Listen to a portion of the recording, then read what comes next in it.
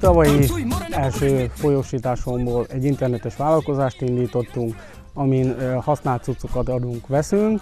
Második folyósításomat idén kaptam meg ez éven, abból zöldségtermelésbe kezdtünk bele, és a harmadik folyósításomra kaptunk pénzt, hogy ezt az autót meg tudjuk venni, hogy piacokra tudjak vele járni.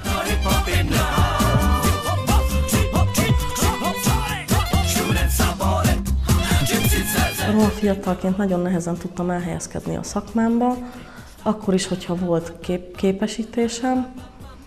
Különböző hátrányokkal indítottak, nem vettek fel az üzletekbe, nem nézték meg, hogy dolgozom, és ezért elhatároztam, már rég szerettem volna nyitni egy fodrászüzletet, csak nem volt rá a megfelelő pénzösszegem.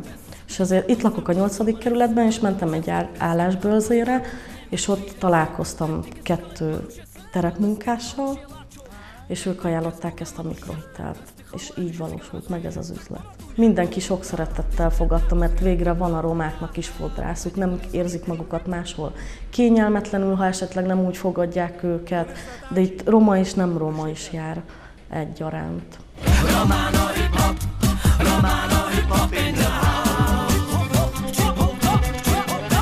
A KIUT program 2010 márciusában indult. Elsősorban azokat a mély szegénységben élő romákat keressük, akiknek van egy nagyon jó használható ötlete, akik nincsenek nagyon eladósodva, és ami a legfontosabb, ki akarnak törni a szegénységből, és azáltal tudnak kitörni a szegénységből, hogy vállalkozóvá válnak.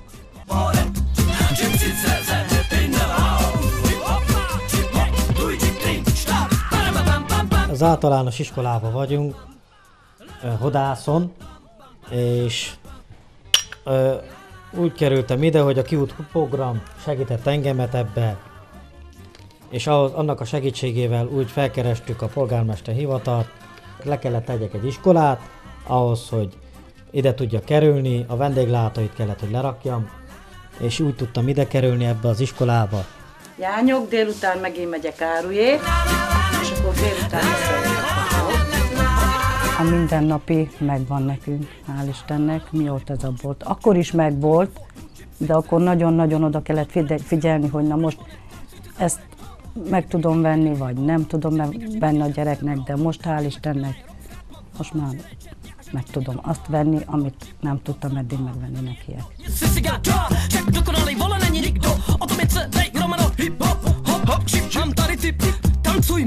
Nem minden mély szegénységben élő ember alkalmas a mi programunkra, hanem azok az emberek, akiknek van egy jó elképzelése, akik nincsenek nagyon eladósodva, van tapasztalata, és ami nagyon-nagyon fontos, legyen szándék, akarat, motiváció arra, hogy kikerüljen ebből az élethelyzetből.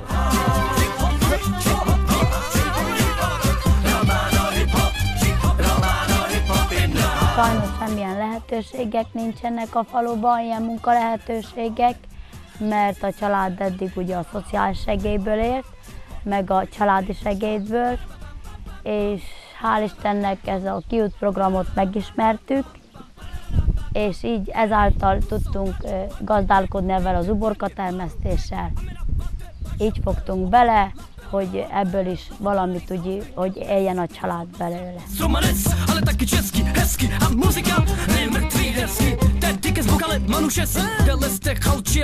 A terepmunkás feladata nem szűnik meg a hitel kihelyezése után.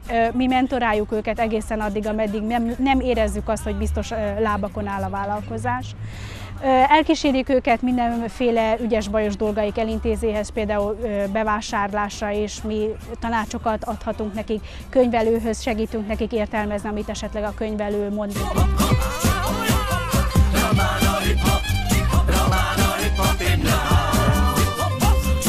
Itt tulajdonképpen egy anyagkocát szeretnénk, és ha megfial, akkor abból szeretnénk majd tehát még növelni az állományt. A következő a tyúknak pedig annak is egy olyan 2 napos munka van, mert a messzelés, a fertőtlenítés. Az anyagkocát azt már leelőlegeztem, tehát mihen kész van a zol, akkor már jövő héten, tehát már aktuálisabb.